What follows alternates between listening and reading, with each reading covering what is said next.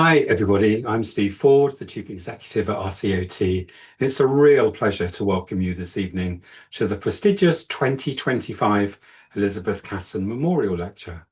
It's fantastic that we can all get together for this special event, and it's great to have so many people joining us.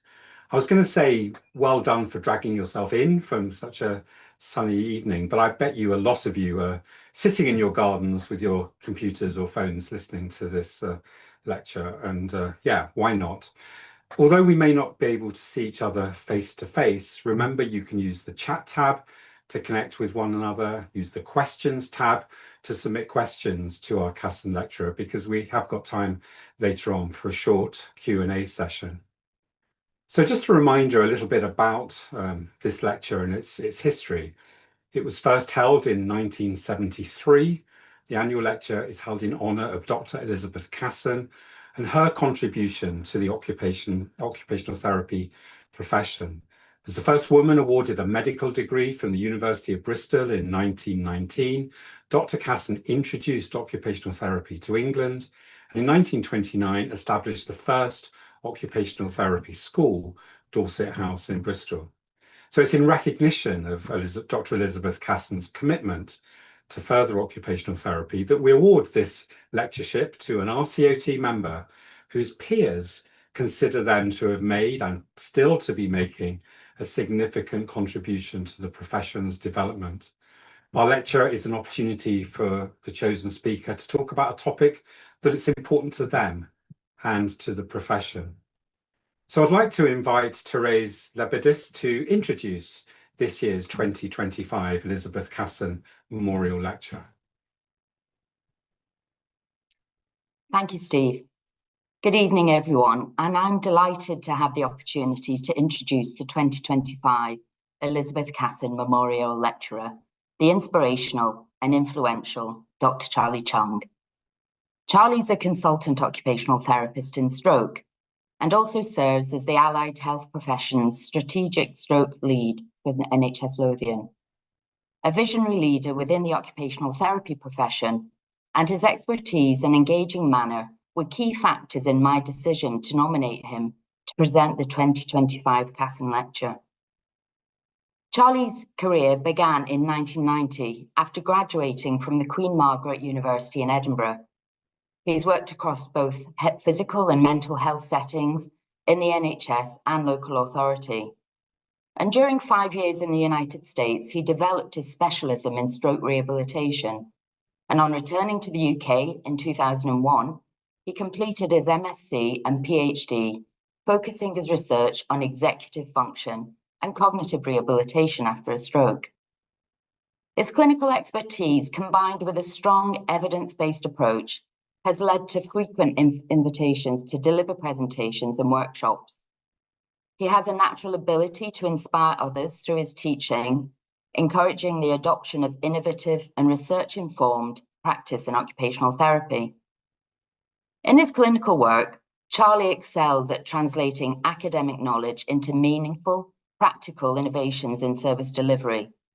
I had the privilege of seeing this firsthand during one of his cognitive clinics, when he provided specialist input to individuals with executive dysfunction and cognitive impairment. I saw the real impact of his work as he supported people to explore their occupational preferences and help them to develop strategies to rebuild confidence and independence after stroke. Charlie is widely respected across the UK and internationally. Within and beyond the occupational therapy community, he's admired for his academic and professional integrity. His contribution to the evidence base, most notably through leading a Cochrane review on cognitive rehabilitation for executive dysfunction, demonstrates his commitment to advancing the profession. His presentations, workshops, and research activities continue to elevate the profession at a local, national, and international level. Charlie has a calm and encouraging approach to integrating research, practice, and education. And this quality draws others to collaborate with him on complex service and clinical developments that benefit both service users and professionals. Charlie also brings a tireless energy to progressing the profession. I've had the pleasure of working alongside him on numerous educational and professional initiatives, including the creation of online stroke training modules and our joint involvement in the Stroke Forum at the Specialist Section in Neurological Practice at the Royal College of Occupational Therapists. His clinical insight and dedication were always accompanied by a strong sense of camaraderie, and he never failed to include some much-needed social time after a long day's work. I'll never forget a particularly grueling day presenting back-to-back cognition workshops with Charlie at the UK Stroke Forum in Liverpool. And later that evening, I found myself in a karaoke booth with him, singing along to Ferry Cross the Mersey. And it was only then that I discovered one of his other talents as a singer and a guitarist in a band. Truly, he's a man of many occupations. Charlie continues to be a valued contributor to national committees focused on stroke rehabilitation services and occupational therapy, and his input has shaped national clinical guidelines and standards. In Scotland, he's contributed to the development of the National Stroke Improvement Plan, and he represents the Royal College of Occupational Therapists on the National Advisory Committee for Stroke at the Scottish Government. His views are always closely listened to and well respected by the wider stroke community. So I hope that this brief overview of Charlie's achievements and lasting contributions to our profession and the people that we serve make clear why he's so deserving of this honour. So without further ado, please join me in welcoming our incredibly personable and inspiring colleague, the 2025 Elizabeth Casson Memorial Lecturer, Dr. Charlie Chung. Good evening, everyone, and many thanks for joining me this evening. It's a huge honour to be delivering this lecture in honour of Dr. Elizabeth Casson. And I have to say it's also a bit surreal, as this is one of the things that I never expected to have the opportunity to do. Huge and grateful thanks to Therese for nominating me, and this actually was an honour in itself to be recognised in such a way. I've known and worked with Therese since 2007, but I'd heard of her great and inspirational work in occupational therapy and stroke long before then. So at the UK Stroke Forum back in 2007, I plucked up the courage to introduce myself and experience Therese's kindness and generosity in inviting me to visit her in Aberdeen, where she spent an afternoon letting me know about her services and talking about all things occupational therapy and stroke. But what was significant to me about this meeting wasn't just about developing an awareness of services. It was the realisation that in our profession, if we knock on someone's door, the likelihood is that we'll be welcomed in. We could probably say this about all health and social care professions, but I believe there's something extra in occupational therapy that perhaps comes from maybe being a bit of an underdog, and as such, we may be that bit more conscious about the need to support each other and have a willingness to do so. So here's a little bit of background about Dr. Elizabeth Casson, incredibly inspirational. I'll leave you to read the account just on the slide there, but it just showed that she certainly embodied the ethos of supporting others, as well as having an abundance of pioneering spirit. Our mission was supporting others, and this included people who needed a service. A lot of this coming from her work in the housing service, where she had much contact with people in poverty, and also led to the establishment of an entire profession of occupational therapy in this country with the establishment of Dorset House. And here are some of the qualities listed on the Elizabeth Casson Trust website. If you haven't been on, please do go on. It's a source of great information. And in recent months, I've had the privilege of becoming a trustee of the Elizabeth Casson Trust. And there's a lot of support available. So Elizabeth Casson opened the doors for a whole new profession to be established, but on a personal level, Therese has opened many doors for me since our first meeting. And this was actually the inspiration for the theme of this lecture.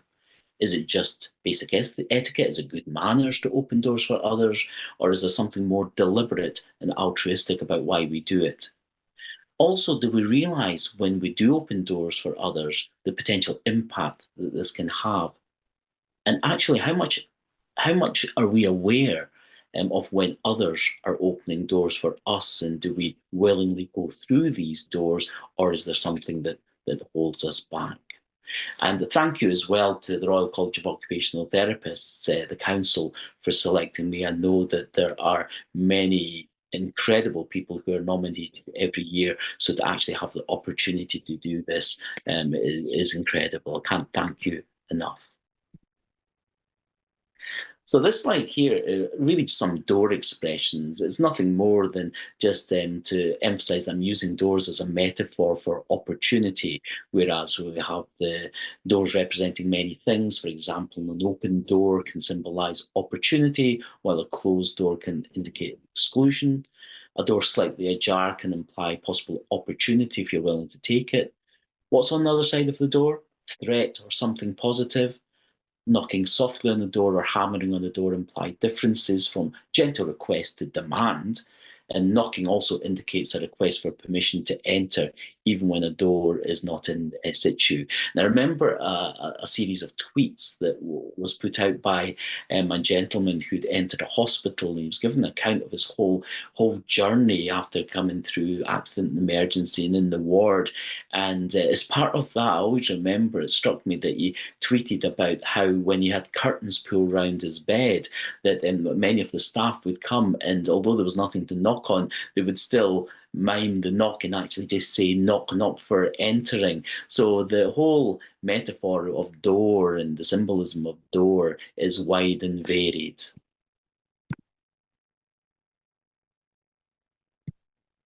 And again, Therese has opened many doors for me and inspired the theme of this lecture. But what I'd like you to do is reflect during this lecture, and there may be various events to follow this up, but who or what has opened doors for you? And that's being mindful. It's not all about people opening doors, but what opportunities have come along, but also who do you open doors for?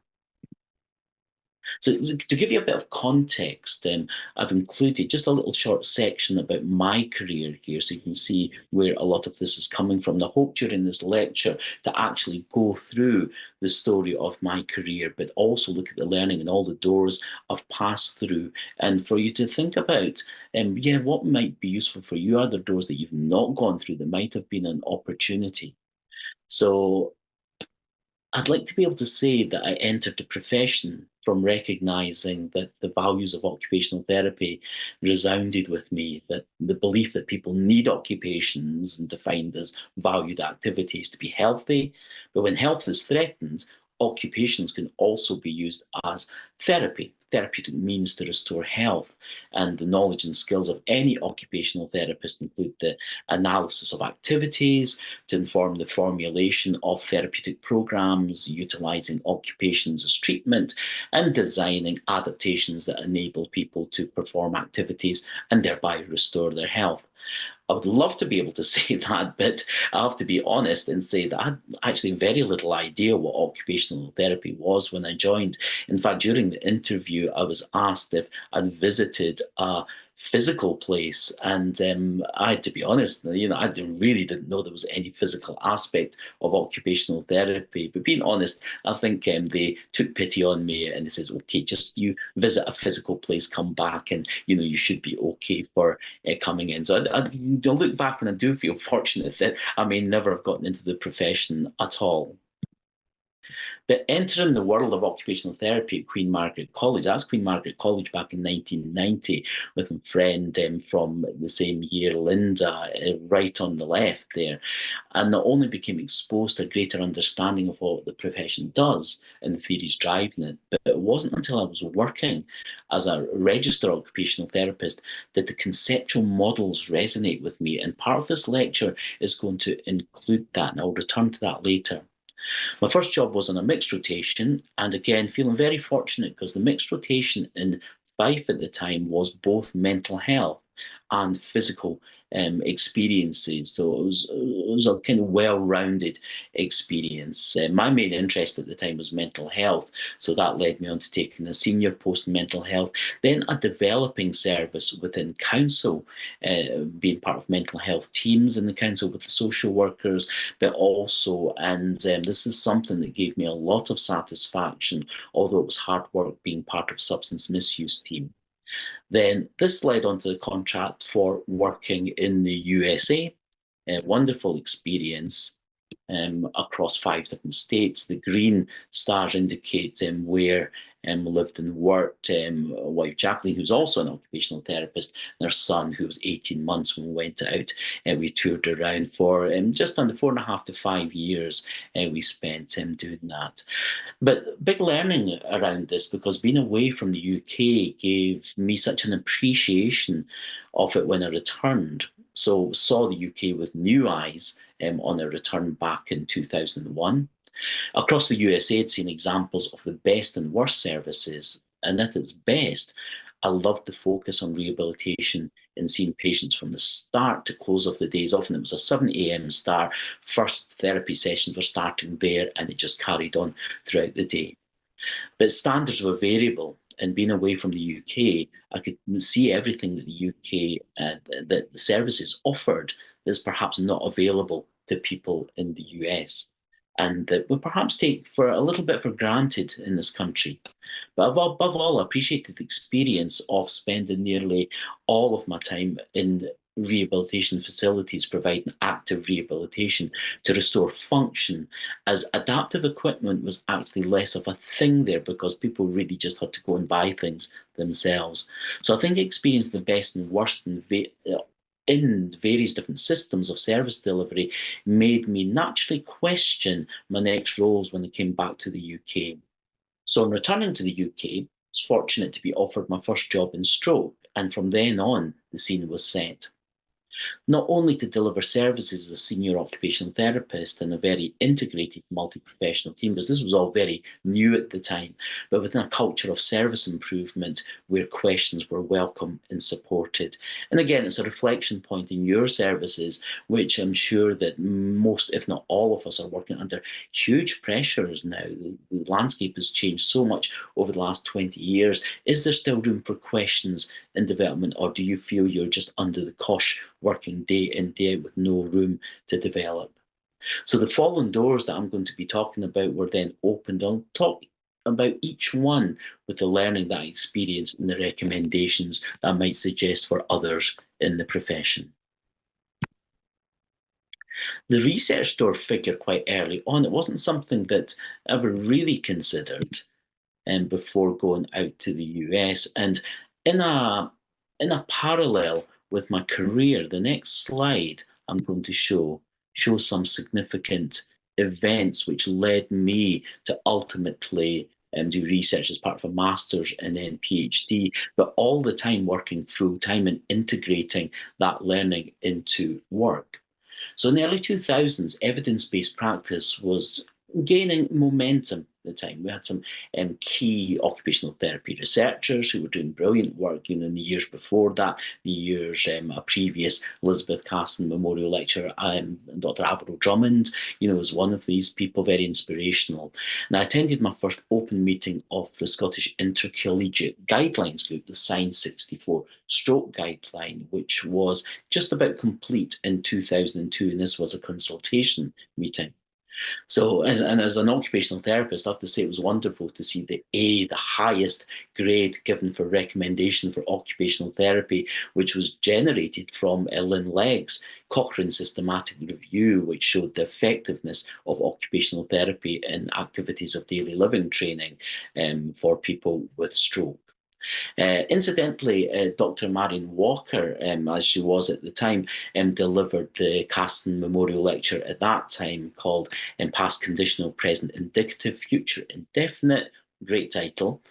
I found it very inspiring from hearing about her talk about her research career and the work to evidence stroke interventions. And also by coincidence, the programme at the conference in 2003, there was a presentation by the Cochrane group as well. So gaining an understanding of high quality systematic review and meta-analysis was particularly key for me, because I would go on to do one of the Cochrane reviews. And I have to say that that conference was a real turning point for me, because I had questions, and it opened a window to how I might go about progressing the work to answer some of these questions. In more recent times, the role of the clinical academic has emerged, and certainly during the years that I was coming through this, it wasn't really a thing. And but the role, I guess, was kind of similar with the university role and the application to work and practice, as well as research questions. So much of what I went into that time was based on practice-based questions, but in recent years, the recognition of clinical academic opportunities has led to an academic home at Queen Margaret University. And one of the questions that was pressing to me in the early times of work after coming back from the US was, we seem to talk at patients and their families a lot. They really take in what we're saying. So it was a kind of feeling about, there's all this talk. Can anybody really process that amount of information? We had a team meeting about this, which led me to knocking on the NHS 5 Research and Development Department Leeds door, which was Dr. Amanda Wood. It was actually my first experience of drafting a proposal for a service development, and having it returned with more red ink than original text was got a bit of a learning experience, and the realization that pride must be left by the door, but also the appreciation that, all these comments is just so valuable. I just completed a year-long certificate in management from the Open University, and it made actual sense to consider taking questions such as this forward within a master's.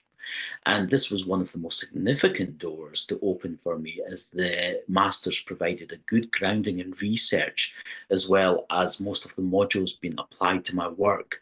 So to a large extent, the master's felt as if it was part of my work, as it was all applied.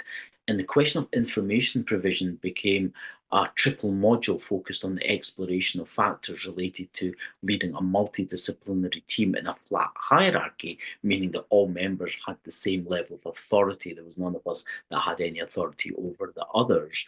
And the conclusions were consistent with really good leadership principles, which include the development of a shared vision to the solution for a problem, valuing the contributions of team members' ideas, planning and execution.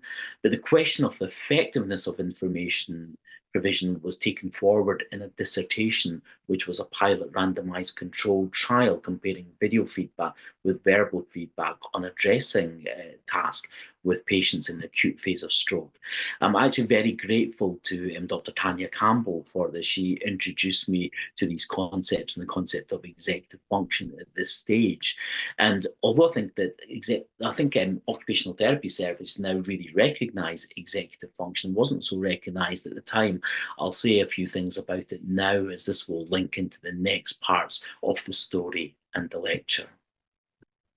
First of all, it's just that recognition that traditionally executive function was thought of as frontal lobe syndrome, but you can see there with the connections with the various parts of the brain that process sensory information, visual information, language, concept and meanings, that it's a two-way process with interlinked parts of the brain. So really damage anywhere in the brain can result in executive function issues.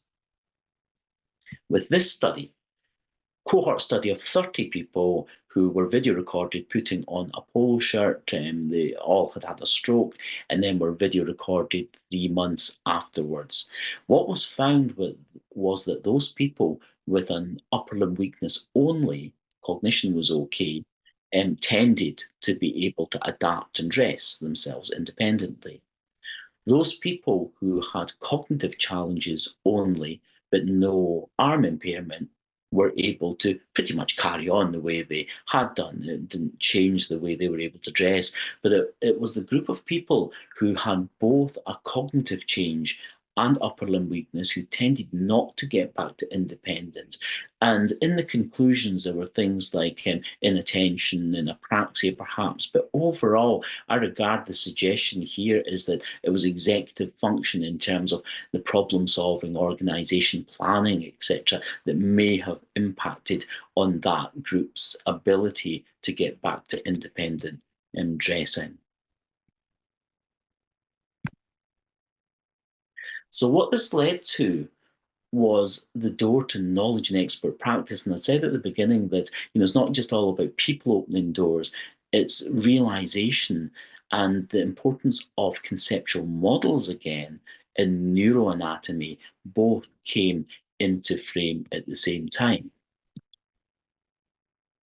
So in terms of conceptual models, I need to go back a little in time to explain the initial familiarization with these models. And I have to say, as a bit of a disclaimer, that I am no expert on conceptual models. There are many people who are part of the call this evening that will be able to speak about this, in a lot more depth than me. But I'm going to share the experience of my learning about this and how it impacted once the doors were open. So doors were open early. And I'm using the model of human occupation just as an example, because what happened was Gary Kielhofner was actually invited to Queen Margaret College in 1988, and he ran a series of lectures, and to hear it from the man himself, was very clear and understandable. And I remember finding the stories of how people were conceptualized using this model enlightening in relation to people's changes as a result of illness, injury, or life changes. It was also equally enlightening to be exposed to criticism and calls for alternative ways to define the profession. And it struck me then as quite healthy because another theorist was invited a short while afterwards. Some of you may recall a George Mochellin, who had writings on criticising concepts like model of human occupation because they're an open system, and he very much looked at the alternative as being more valid in terms of the human system as actually a closed system which chooses to interact with the environment, and our focus should be on actually the adaptation and the training of skills and abilities. So this has resonated with me throughout my career, with the awareness that that whole postmodernist philosophy that there is no one reality. And this is a theme, certainly through the models that are used in the profession. For instance, Canadian model of occupational performance with its focus, what is valued by the person, the metaphor model, the river model, the Kawa model, which is aimed at arriving at a shared understanding between occupational therapist and person utilising the services with the application of metaphor. So although George Mochellin's views may have been controversial at the time, it continues to resonate with me from the recognition that conceptual frameworks, are not a one-size-fits-all necessarily. They're not accepting one that is better than others. They all have different purposes, strengths, and challenges. But above all, for me as a clinician, they need operationalized through skills training for restoring abilities and to perform occupations. Just as an illustration of this in application, consider James, who was an 68-year-old gentleman when he arrived in our acute stroke unit. He had had a right hemisphere stroke with left weakness and had been independent with his personal care. But with this simple detail, we might expect that the usual process of therapy would include movement training and regaining personal skills, for instance. That would be the automatic default way to go. However, one of the key challenges that he faced was agreeing how routines would look following discharge home, because James had an alcohol dependency. His wife was employed full-time, and his usual routine was sleeping until late afternoon and getting up to watch TV shortly before his wife would come back from work. So the tendency to focus on performance alone would have failed to address the lack of fit between what care services could offer at home and the breaking of strong routines. And I think that all occupational therapists would have considered the relevance of James's routines and habits, whether explicitly framing it with model of human occupation or not. But I found that being aware of the model of human occupation supported my practice and was actually essential occupational therapy contribution to the multidisciplinary approach in the team at that time. Here's another example, and just a quick brief description of this research trial. It's a randomized control trial in Remind, which was an intervention for improving memory. But the outcome was such that the people in the trial, it was a reasonable sized population, and there's no statistical significant advantages of the experimental group when compared to the control group. But what was very revealing was it was a mixed methods, and they actually did a qualitative study with participants who were in this trial. And they found in the qualitative study that although memory measures, quantitative measures, had not changed significantly, people felt informed and felt a bit more in control. It impacted on their quality of life to have been given this understanding. So taking these two examples in mind, James in this trial, it certainly makes us think that of the relevance of habituation in the case of James, but also volition in the case of people whose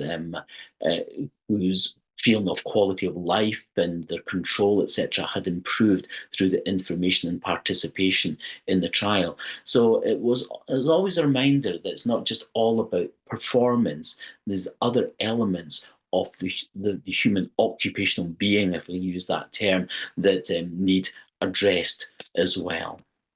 And again, it comes back to the value of occupational therapy. This is the 1996. This was in the British Journal of Occupational Therapy. So returning to the point of education and skills training, I consider this valid to my own practice, as consider the models alone that didn't give me enough understanding of the condition to provide both a detailed assessment and formulation. For example, and at a basic level, performance subsystem of model of human occupation, or the person domain of both the person, environment, occupation, or a Canadian model of occupational performance can be identified as a challenge for people whose occupational performance has been impacted by condition or life change. But the model itself is a conceptualization and doesn't necessarily let us know what to do next if we're to improve performance. So for instance, what would be the intervention then if performance that's affected by anxiety or affected by sensory loss or visual object agnosia or apraxia? The impact of these requires a different types of skills training, which is complementary to the conceptual model. So additionally, many people experience a combination of impacts giving challenges for the assessing occupational therapist, and detective work is required to build a profile of the person. But it requires a detailed level of knowledge about the condition, which is required to inform one of the core skills of the occupational therapist, and that is activity analysis. I always feel that we never speak about activity analysis enough, and it's something which is such a great, in my opinion, is such a great selling point of the profession. And gaining this knowledge in the field of stroke has been a key highlight of my career, and while the theme of opening doors is usually applied to people, the open door of knowledge has been very important to me, because we can read books and research papers, but it's the interaction with the material, the appraisal, the application of it, that provides a greater opportunity for deeper and applied learning.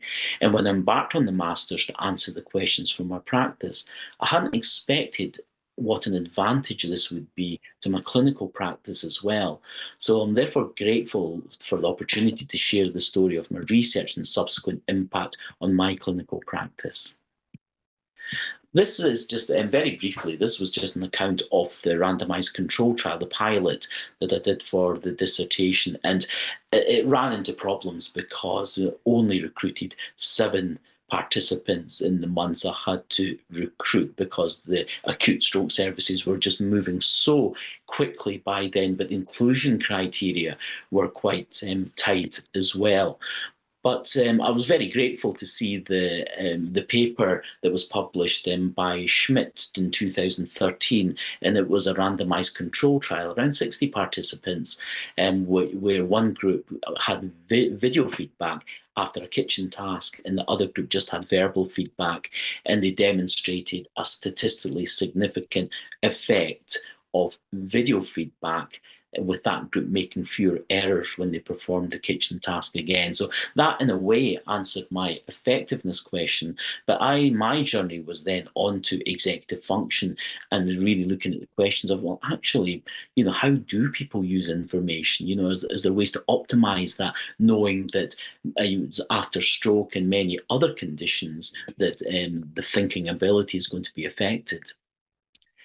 This is a slide that was loaned to me by Dr. Duncan Pentland, head of the school at Queen Margaret University, just a few years ago when I was presenting at the OT show in 2019.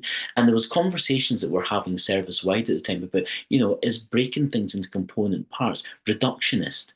Are we treating people like a machine of parts rather than a holistic whole?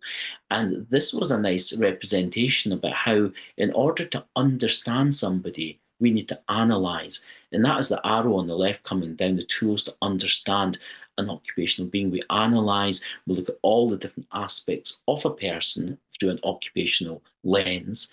Once we've built that understanding, that allows us to understand the formulation for intervention, and we synthesize that information to provide the intervention or the helping strategy that the person will work with. So I found this slide particularly useful in including in the conversation about reductionism or holism. And yes, it's breaking it down, but we're bringing it back to the whole again.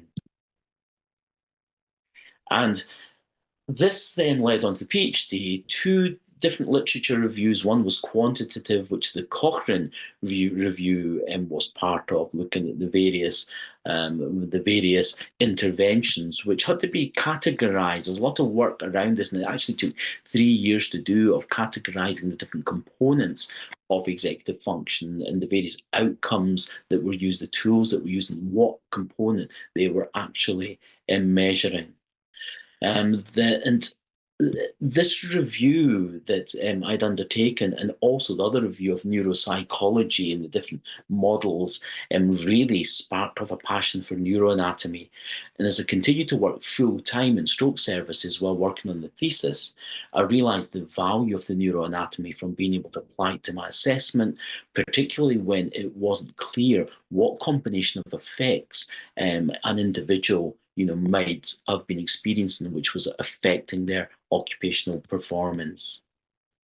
Quick illustration, here we have the brain.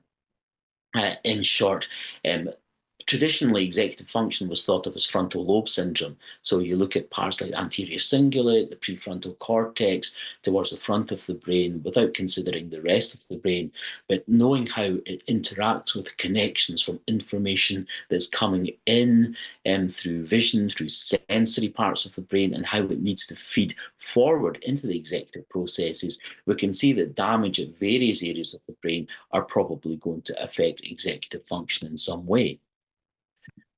Here's an illustration of this. For instance, there's a common situation, and I'll use the example of a lady who, with a right hemisphere stroke, with no apparent inattention to her left side, but was still having difficulty finding items despite having an intact visual field. So it's the type of situation that's difficult to define, well, what's happening here if there's no inattention or neglect to the left-hand side? The scan reported a right middle cerebral artery stroke, and knowing that the right temporal parietal junction, you'll see it there in the slide, the TPJ, has been affected.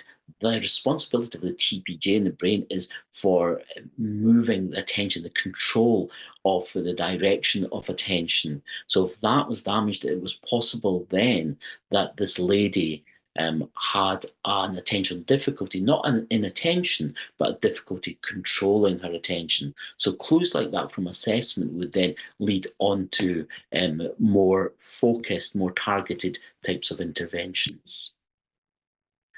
And then a recent piece of learning, and again, the joy of this is never stopping learning, was that I'd been delivering a lunch and learn session at the Western General in Edinburgh to the stroke team there. And Katie, one of the senior occupational therapists, had said, after I was mentioning that most people with inattention will be on the left-hand side resulting from right hemisphere stroke. And she said, oh, we've got a gentleman with a right-sided neglect in the ward at the moment. And the usual questions followed, is it really, and like, although it does happen, and there's quite a lot of people, but not nearly as much as those people with the right hemisphere stroke. But sometimes it can be mimicked by people who've got visual field loss on the right-hand side, as well as sensory loss, etc. But on checking these things, it did seem actually like a right-sided neglect. And when we did a literature search, this paper came up and it showed that the left and right hemisphere neglects have different anatomy involved. There's different structures that are involved. And for somebody there's a tendency for people with a right neglect to have lesions which were a bit ipsilateral with cerebellar involvement.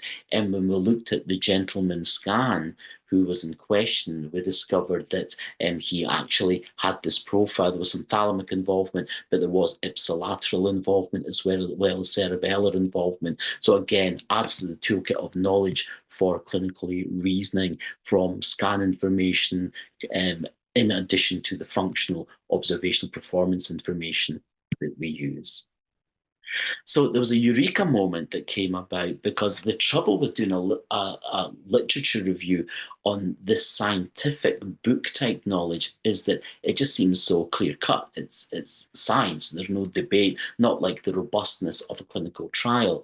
But it was the realization that this is a model, it's a child development model by Borkowski and Burke on development of executive function, and the realization that task in other models tend to be just one stage, when we know it's a lot more complex than that. And this is where the conceptual models come in again. But I'm just going to say a little bit about activity analysis for those people who are unacquainted with this, and just through an example. So an example of activity analysis is that imagine, visualize yourself having to sign a document, as in the picture. Physically, we need to have the ability to open our writing hand, apply a grip to a pen, orientate it so that the tip is on the paper, and then execute the signature with the necessary coordination and dexterity. However, this is just part of the story. To stabilize a pen, we need to be able to maintain a sitting or standing posture. We need our senses to feel the pen, to see the pen and document, and perhaps hearing if any instructions or conversation is required, so that we're fully informed of what we're doing. That also is only part of the story, because then we bring in cognitive and perceptual abilities into the picture. We need to understand the concept of the signature. We need to visually recognize and understand the pen. And we need to understand the document, their functions, recall why we're signing, coordinate our understanding of how to sign while simultaneously signing and knowing what to do if the pen doesn't work or if the lighting is not adequate to see the document. And other considerations may also include whether mood or anxiety impact on assigning the document, and whether actually the purpose of the document is consistent with our beliefs and values. And occupational therapists analyze activities against people's ability to perform the activity, to formulate plans on how the person can either work towards restoring these abilities or work towards learning new strategies to compensate for any change in their ability. So returning to the theme of occupational therapy models, Tanya introduced me to the work of Vona Dutoit and the creative abilities model.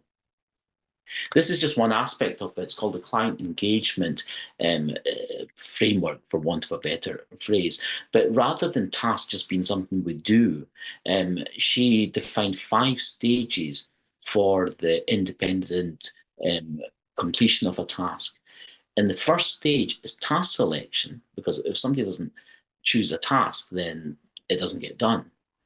Then 2 is the stage that we mostly focus on, is the execution, is the doing part. But then 3 is the recognition that the task is complete, which some people may not. 4 is being able to evaluate the task, because if we can't evaluate the task that we've done, then arguably we will struggle to make any modifications to it. And then here's where the emotional bit comes in: task satisfaction, feeling satisfaction or dissatisfaction, and that has an influence about whether we take on the task again. So it was apparent that executive function is related to, many, if not all, of these tasks. And the work that I then went on to do was mapping this conceptual framework onto the domain of executive function and the specific components of executive function, which has led to this model. I'm not going to describe this in detail here. This is what I deliver in the workshops that I do. But what it is, it's a reasoning tool, if you like.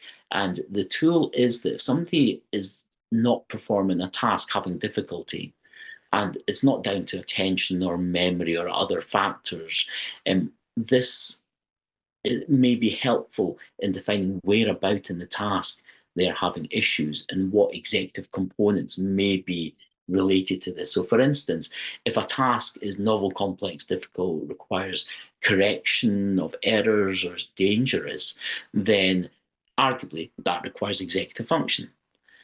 If somebody's having difficulty selecting the task, then it could involve concept formation and understanding of the task. Is it that if they're having difficulty, is it the planning stage? They can't pull the steps together. Are they having difficulty initiating? Are they having difficulty actually carrying the task out and keeping the stages in mind while actually doing it and becoming overloaded? Completion requires an understanding of the situation, also requires inhibition as well, the stopping of the task. Evaluation requires understanding as well as the flexibility of thought. And then the satisfaction stage brings in various executive function components, but also things related to beliefs, motivations, our own values. So the idea of this, which I'm about to embark on further research into this model, is a way in which our conceptual framework and the actual knowledge of the field, our domain knowledge of the field, can come together. And the next part of it, coming really to the last little bit of this lecture here, and there are some doors that still need to speak about. And expert practice is one, which I think I've already mentioned, the influence of the research and that academic type of knowledge in relation to this. And there was a realization earlier in the career that I'd been attending some study days from work and realized I wasn't learning anything, because these study days were more conference in nature about service development. So there were the type of days where you would have some presentations on a certain situation, certain issue, but then people would all go into groups and discuss how they would approach this certain service issue. Whereas being in the USA, in order to keep licenses, it was necessary to clock up a certain number of hours of CPD. And within this, it was very much focused on skills training and movement training, vision training. I was trained in the Claudia Allen assessment approach, which was a whole multi-professional training that was delivered out there. And on returning to the UK, companies like Braintree Training and StrokeEd.com were wonderful in actually delivering the skills required, but also having been mindful about the evidence base behind what they were teaching as well. So this is where the skills expert practice comes about. Training, yes, but also in combination with the academic knowledge and research knowledge is so valuable in that being effective in application to different situations and not just a one-size-fits-all approach. And then the other door is a big one. Again, Teresa's opened, several of these doors, is to the national networks. And we all experience the delivery of our own practice, but reassuring when we connect nationally and see similarities about what we're doing across the country, and not only just seeing similarities, but actually being part of a forum that helps to deliver training, awareness, that consults on national documents. So to actually become part of the stroke forum and of the specialist section neurological practice was a huge boost in my career. It was a significant door to be opened. And also, although we've changed now in the Royal College of Occupational Therapists to the communities, a lot of excitement about what the communities are going to build now, because it means that people aren't necessarily paying for a particular specialist section, that people can cross between these different networks. So I'm excited to see what comes next, but I do hope we can still capture a lot of the great work that has been previously done in many years of the specialist sections. Third sector partners, another door to be opened. I had been applying for various grants, and Chest, Heart and Stroke Scotland were one organisation that provided small research grants, travel grants, and I had the privilege there of being invited to become a trustee in 2011 for Chest, Heart and Stroke Scotland, and very valuable to get an insight into the working of a third sector organisation. There's an assurance that the NHS will continue regardless, although some of that may be questioned these days, whereas Chest, Heart and Stroke Scotland, as in all third sector organisations, need to ensure an income to continue its activities. But what impressed me most about working with Chest, Heart and Stroke Scotland was its continued support of people who are their recipients. So I remember sitting in various grant committees, and sometimes incredible research grant applications would come through from various professors who were dealing with things at a cellular level. But the question was, well, how does this benefit our recipients? And many times that these grant applications were denied for not having that enough relevance and benefit to the people who Chest, Heart and Stroke Scotland provide the service for.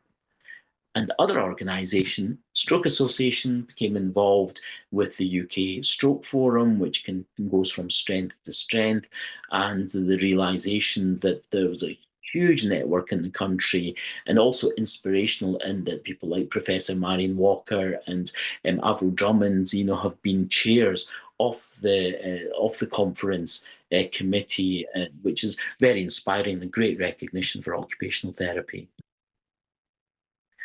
Now, this is the last reflection on management, and it was actually an unintended stage of my career, one of the most challenging, because I was still working on all the clinical academic stuff with regard to stroke, but one which I'm very grateful to my then manager, Anne, for the opportunity. And this is from the recognition that you can have the most skilled, knowledgeable, innovative workforce, but unless the managers are on board, the service might not achieve its potential. Management is an essential plate spinning act where the plates represent service continuity, recruitment and retention, and working towards organisational objectives while ensuring professional standards, budget management, ensuring staff are safe and supported, resolving conflicts, and the list goes on and on. Managing more than one profession adds challenges of learning the cultures from the professions that are not your own profession, not your own cultures. For me, this included physiotherapy, nurses. There was a few GPs and fellowship roles that I ended up managing, working in a frailty service. But the experience and understanding was hugely valuable for me in building the knowledge of how improvements can be implemented. So in addition, a great experience of project support has raised my awareness of how frequently I observe clinicians attempting to implement changes without support, trying to do it themselves when they've got such limited time, and seeing how the challenge of service pressures prevent progress, which very often happens. Grateful to friend and colleague Claire there, who was project coordinator for some of these projects we did in Fife and did a great job. Management's tough, and I know that the support of great colleagues brought me through challenging times. I certainly recommend any manager to have that support and mentoring as well. It can be a very lonely position when you're caught between organisational pressures and an increasingly pressured workforce. I was very fortunate to have supportive colleagues, Jill and Lorna, who had a great understanding of the role from the shared experience. And the support was really the difference between managing to fill the role or floundering in the role. Innovation has never been more important than it is now when health and social care resources stretch the breaking point. Innovative technology has the potential to decrease the impact on staff time in working towards intensity of rehab and information provision. Being involved in a development of a digital stroke information provision system, which is accessible and individualised with the company Pogo Digital Healthcare, has been a very valuable experience to gain an understanding in what is possible digitally and how the work of experts in technology and clinicians, with the essential consultation of those with lived experience, complement each other to produce systems which are both of value to the people using them and to the people delivering the services. When working on future developments and ensuring that existing services are fit for purpose, collaborating with people with lived experience is essential. This is where the door of those with lived experience must be knocked on, or we open the door when lived experience knocks on our door. And just to give an example of that, I have a collaboration with stakeholders being led by myself and a gentleman called Simon Harris, who had a stroke back in 2020. He had the vision of a rehabilitation community, which was all about peer support and encouragement. And we're building, amongst the various colleagues and partners, a hybrid hub, which includes physical locations, but also a digital community where people can come together and also have light touch and professional coaching as well, and targeting the stage where people are coming to the end of or have finished their time with formal rehabilitation services, but are still working on progressing anything from movement, cognition, language. So very exciting development for the future. And then on to final thoughts. So the last few slides are just a representation of the doors that have been opened to me, just a little summary of and the people who have been involved and who I'm very thankful to for these doors being opening. Often the doors have been to opportunities related to the projects, developments and research, but some doors have been about gaining skill and knowledge, as hopefully I've been able to represent during the lecture. First of all, Therese has opened some important professional doors and networks to me and continues to really have a great influence on my career.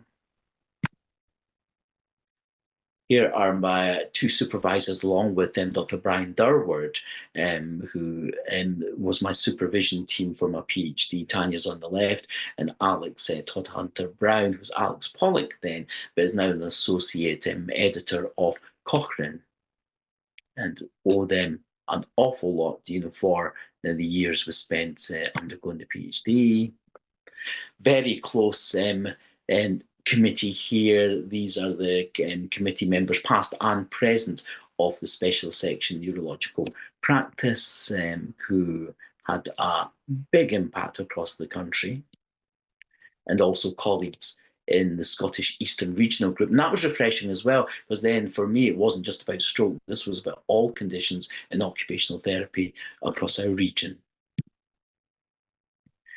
And then, thanks to Duncan Pentland and Donald McIver from the Queen Margaret University, and now in terms of the work and the research work opportunities for me going forward, as well as collaborative work of them assisting in some of the projects we have that we're delivering across NHS Lothian.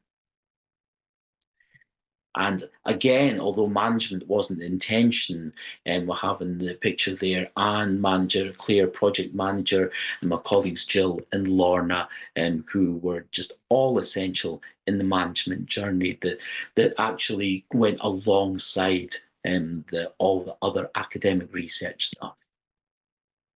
So just the final points. The doors that are open for you or you open for others, be aware of the doors that are open to you and the opportunity that each may have. And that may be harder than just saying it, but do consider what opportunities are there and try to become involved in these if you can. Seek to understand the experiences of those you provide services to. This is where we work with people with various conditions, various life circumstances. They are always opening doors to us and understanding their experiences. And likewise, we can be seen to open doors for them in relation to the services that we provide. Open doors to others, and particularly don't let things fall through the net, and really acknowledge what other people need. There was one thing that I do feel strongly about, and that is supporting student research. I was very saddened to hear from one student at a university in the north of England saying that so many times they will go out with surveys and nobody responds to them, despite a lot of social media presence, despite a lot of network sharing. So please do support. These are the researchers and clinicians of the future, and we owe it to them to have a good experience of the research and to practice culture that we try to deliver. And be aware that you can engage with research at various levels. It's not all about leading trials, but if you are in any area of practice, know who the researchers are, know what the significant research is in your area. And when considering the 4 pillars of practice, I see this often, and please don't consider research as an add-on. The 4 pillars are very interlinked and support each other. And certainly through my experience, and the research and the academic and the knowledge part of it has certainly helped to improve my clinical practice. And look for project support and collaboration. Don't try to do things on your own, and be aware of funding and support initiatives. For instance, Elizabeth Casson Trust is certainly there to support. So the overall conclusion is not just etiquette, it is essential practice. And just additional thank yous. My wife, Jacqueline, who's also an occupational therapist, long-suffering with me doing so many different things, and my family as well for their constant support over these many years. They always said that when I emerged from a study that the children would ask, who's that man that's just come out of that study? And additional thanks to my colleagues, Fife and Lothian, there's Tom and Wendy, who are part of our core stroke managed clinical network team. And again, so grateful to all colleagues that I've worked with over the last number of years. And thank you for Natalie for all the open door graphics too. Thank you very much, everybody. Really appreciate your attention this evening and appreciate any questions that you might have. Thank you, Charlie. And it's been a pleasure listening to your wonderful, thought-provoking lecture. There's been lots of questions coming in the chat, and we've got a few minutes for those questions. So without further ado, I will ask the first one. So the first question is from Lynn Dormer, and Lynn says, she asks, how do we encourage our OTs of the future and our current OTs to knock on or knock down those doors, as so often OT doors are tightly shut to the potential and impact that OTs can have in improving lives?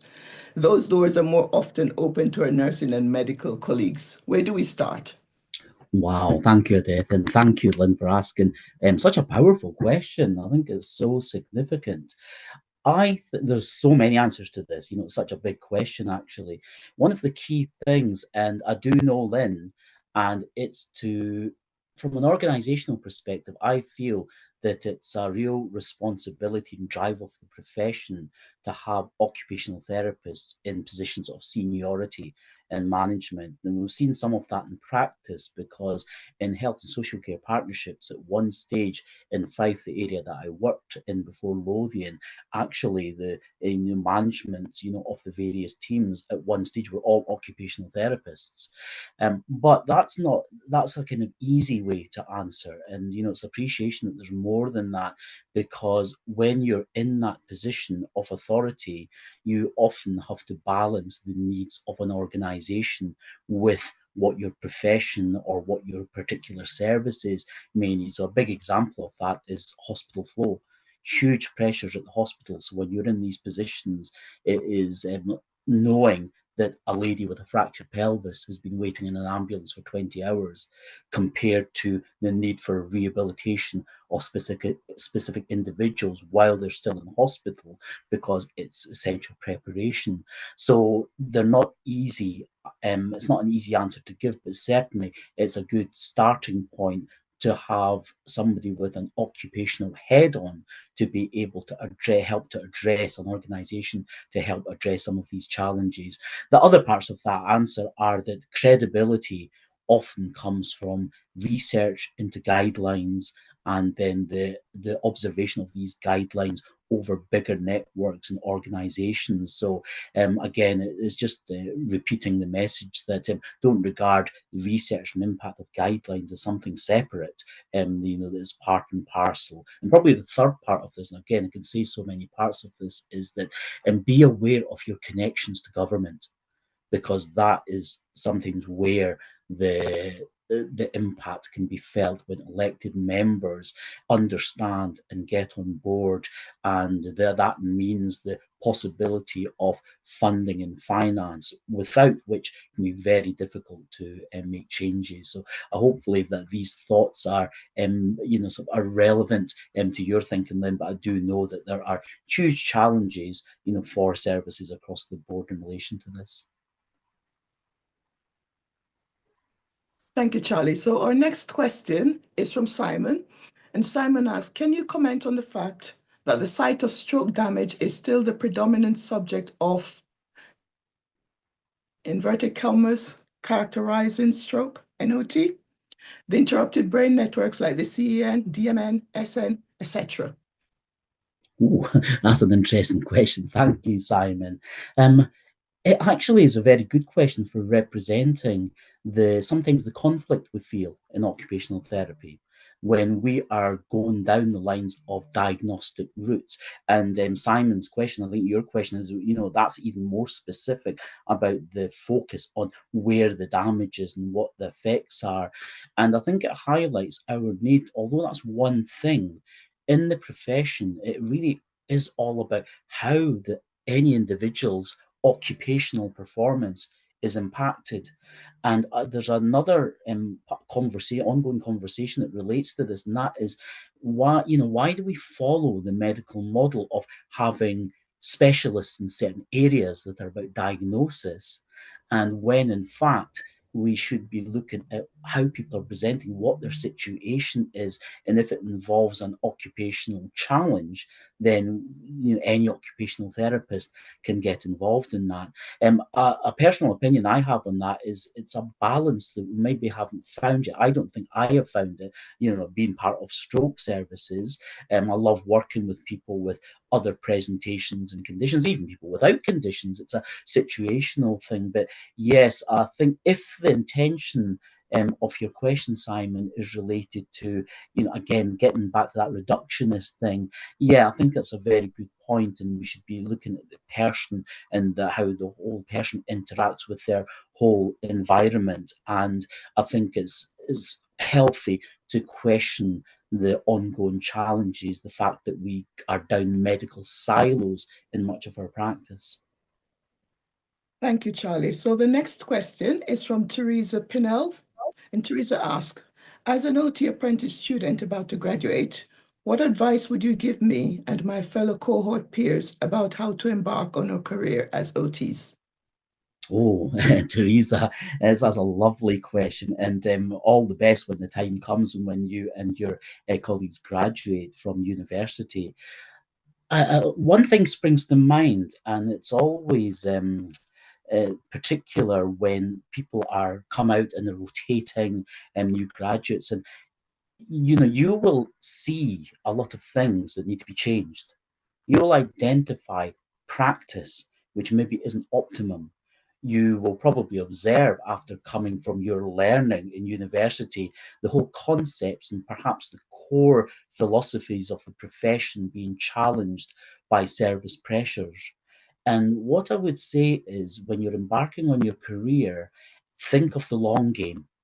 Think of the extended journey. It's often not about being disappointed when things don't work in very short term. Sometimes changes can be a drip of adding in the value of occupational therapy, including, and not just sort of a come away from research here, but actually the evidence from the practice, from the practical side of things, and think of how you can input into that over a longer period and look for smaller increments of change that have the potential to inform bigger changes. The other thing I would say is, if you're graduating soon, I think, and this is the whole interview, getting a job, and it's always, I think, useful to know that try not to formulate answers when you are in interview or in conversations from scratch. Think of stories that you're involved in. Think of situations, because it can be a lot more meaningful to talk in examples of your experiences than trying to make up answers on the spot. And that's not just for interviews. I think that is the practice of using language when we're in meetings, using language when we're trying to influence situations. Thank you, Charlie. So our next question is from Jenny Crow. And Jenny asks, you have achieved so much in your career. I was wondering, with hindsight, is there anything you would have done differently in your career to this point? And using your door analogy, were there any doors you didn't open but think you should have? Oh, that's a great question, Jenny. Wow. Now, how do I answer that? First of all, I would say yes, there are doors that I did not open. Everything didn't go to plan. There were challenges along the way. I feel like I'm going to burst into the song My Way here, but I'm not going to do that. What I would say was, I feel one big thing was not taking my research at the time during the master's and my PhD to the full extent. I became distracted. And although the distraction came from a good place and ended up in a good place, I feel that I did not take all the work I did then to its fullest extent. What I mean by that is the model that I'd displayed earlier on. I'm so pleased to be getting back to that, but that's a number of years since I did the initial research, when in fact I could have been a lot further on. But what happened was, presenting the model at conference, I was asked to do a workshop by a London group, 3-borough group of occupational therapists, and the whole workshop thing just sparked off then. I was busy doing that, but that wasn't the only reason. The other reason was, and many people may relate to this, I had severe imposter syndrome. I was dealing with neuropsychological models. I'd developed this framework, and I was always expecting someone to come along from another profession to tear it down. And that has never happened. And, I suppose as the years go on, I'm thinking, well, actually, it's maybe not that bad. There's maybe not too many holes in it. And it's given me probably the confidence now to revisit that and perhaps influence practice in a bigger way in terms of guidelines, rather than in addition to the actual workshops and the teaching that are part of my role. Yeah, I think I'll leave that. Hopefully that's a reasonable answer, Jenny. Thank you, Charlie. So there's one question from me now. How do we get better at supporting OTs when they get knocked back and encourage them to use the experience as learning? I think the key thing, that certainly from my experience, is bringing the learning together with practice. A huge, people used to say to me, so, oh, you're working full time and you're doing a master's and you're doing PhD, how do you do that? And I think this is where my recognition of the whole clinical academic side of things is so important, because when I came through that, it felt like part of my job. I was working, seeing patients, I was attending work meetings. Equally, I was attending meetings at university, presentation type of events there. It all felt as one, and it didn't feel as if I was jamming that in. So that is probably recognizing the potential for that to happen, but also supporting that as well. And I go back to another part of the lecture where very much it was the recognition that, and us still observing that when changes are needing to be made, we have people in teams working on wards, working in the community, who we would like to make a change. And so they go down the quality improvement route, which is the correct route. But then they try to do it without any form of project support.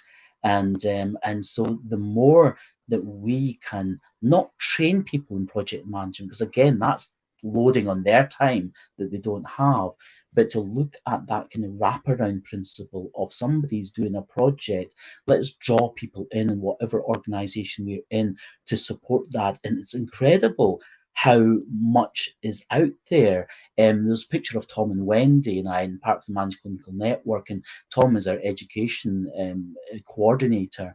And we had asked the question about care homes. We'd been involved in a forum, and it led to plans to implement the training of staff in care homes on stroke.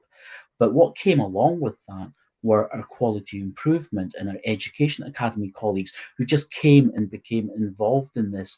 So in your organizations, do get to know all these different departments to see what support is available. And that's why I'm grateful to so many of my colleagues, for providing that support. And also in my current job, I have project support as well. And it's possible for clinicians working directly at the coalface to have that project support too. Thank you, Charlie. So the next question is from Catherine McDermott, and Catherine asks, have you any thoughts about how, as a profession, we can support and address health inequalities and promote the shift to early intervention and prevention? That's a great question, Catherine, and lovely to get your question, Catherine. Health inequalities is huge, isn't it? And it's something that there's so many barriers to different groups. And I always like the whole quote, and probably everybody's heard it. It's not hard to reach communities; it's hardly reached communities.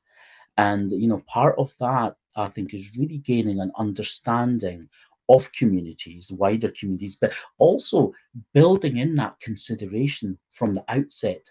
There's, I see it happen too often that projects develop and go all down the line, and then it's almost like tokenistic inclusion of people at the end when a lot of the key decisions have already been made within the project, and it's that involvement of people from the outset.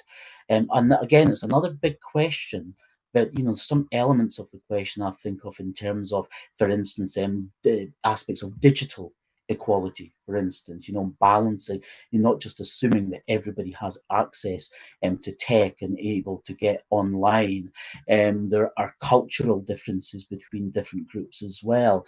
And I know from being from a Chinese background, that it may not be apparent that, so many organizations produce literature and well-meaning in different languages, for instance. And so there's a kind of there's a legal framework behind this as well. But my parents used to always say to me that actually that's not very helpful for their friends and family, because many of them came to this country when they were young and had very little schooling. So when they were presented with Chinese characters, they would not be able to read these characters. So it's that type of knowledge and trying to avoid assumptions in understanding communities, as well as looking at practical measures to be able to understand the cultures in order to engage with communities, not assuming that all communities are the same. Again, it's a huge challenge. But I would say the big message I would give anyway is you consider this from the outset of doing anything rather than later on. So thank you, Charlie. And this is our final question for the evening. And this question is from Kobe, and he says, hello, Dr. Chung, thank you so much for your time and for the lecture this evening. I'm a second-year OT apprentice. I'd like to know what advice you would give me and my cohort to manage the pressures of balancing clinical practice and academic assignments as we prepare for year 3 and beyond. Many thanks in advance. Oh, that's a really good one, because yeah, the pressures must be really intense sometimes, because you've got submission deadlines, you've got work that you're trying to do to the best standard, yet you've got the day-to-day work to go on as well. I can relate to that, you know, in a way of when I did, again, master's, PhD, I was working full time, so it's huge. So, you know, and I have to admit, a lot of things spilled out into the evenings, etc., which we don't really want to do. We want to maintain a healthy work-life balance. I'd mentioned in the lecture that I did a management course in Open University, and there's one part of that that still resonates, and it was a management of non-profit and public organizations. It was a specific year-long thing, and it was the term satisficing. And I just love the term satisficing, because it means that sometimes we don't have the time or the resources to do things to the extent we would like to do them. And I used this principle while I was undertaking the research, because it meant that I could do things which I knew weren't of the best standard, but then my supervisors or colleagues would have input into them and shape them before I had spent too much time perfecting everything that was there. And for those of you in apprenticeships, I think that there might be challenges along with that, depending on the level of supervision you get, but certainly be able to draw upon colleagues to maybe have them comment and input on your work earlier than later, so that you don't spend a lot of time going down directions which aren't going to be productive, that your directions can be caught early and to move in the right direction. And so that can be a very efficient way of doing things. Another aspect of it is, and this is just a word of caution, because you know, I've encountered there's a Fiona Jack who was a chaplain, not an occupational therapist, but a chaplain in the hospital that I worked with, and she just completed a master's and I think doing a PhD now on moral injury. And it's that recognition for all our professions, that the occupational therapy, about not being able to deliver what we actually signed up for. And when that is day in and day out, the consequences and harm that that can do to us. So when I think about satisficing, it becomes very essential for us to look after our own well-being. And just a note, Michelle Perryman from Queen Margaret University, who I've had meetings with, is looking at agency and professionalism and the impact on the occupation of delivering occupational therapy, impact on health and well-being. And so that's an interesting piece of research that will be taken forward as well. That concludes our question and answers, Charlie, and thank you so much for your time this afternoon and for sharing your wonderful lecture with us. I just want to take a minute to share a few of my reflections. You use the analogy of doors, and that's a really important analogy, one that I sort of identify with, because doors can mean so many things to so many people. As occupational therapists, we are really fortunate in that we get the opportunity to open many doors for our patients, for our clients, for our colleagues, for our families, and we shouldn't take that opportunity for granted. So thank you for reminding us. But also, the other thing that struck me today was when you reminded us about the folks who opened the doors for us, in terms of how many doors do we then in turn open for others. And so I am going away to reflect and to do much better at opening doors for others. We've had a number of comments, wonderful comments from the chat function, and a lot of people have enjoyed the lecture and they're saying a lot of thank yous. So just before we wrap up, I just want to remind you that on behalf of RCOT, we will be sending you, Charlie, a very special token. It's to acknowledge you joining the esteemed group of Elizabeth Casson Memorial Lecturers. And just a reminder for everyone that we'll be sharing the recording of Dr. Chung's lecture on our website. I'd also like to remind you that please do not hesitate to nominate your colleagues and your friends to deliver the next lecture, because we are open. We know we have a lot of expertise within the occupational therapy profession, and we like to encourage you to do so. It is time now to say thank you for joining us. I do hope that you've enjoyed the broadcast of the 2025 Elizabeth Casson Lecture. Thank you and good night. Thank you, everyone.